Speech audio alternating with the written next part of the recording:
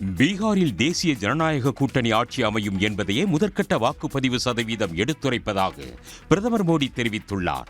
அவுரங்காபாத்தில் பரப்புரை மேற்கொண்ட பிரதமர் மோடி, பீகாரை வளர்ந்த மாநிலமாக தேசிய ஜனநாயக கூட்டணி ஆட்சி மாற்றும் என உறுதியளித்தார். साथियों, आपको एक बात हमेशा याद रखनी है, जंगल राज वालों के पास हर वो चीज है जो निवेश और नौकरी के लिए खतरा है. ये जंगल राज वालों का खतरा है. ये अभी से बच्चों तक को रंगदार बनाने की बातें कर रहे हैं.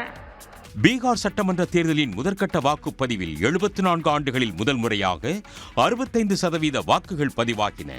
இரண்டாம் கட்ட வாக்குப்பதிவு வரும் 11ஆம் தேதி நடைபெற உள்ளது. வாக்கு எண்ணிக்கை வரும் 14ஆம் தேதி நடைபெற உள்ளது.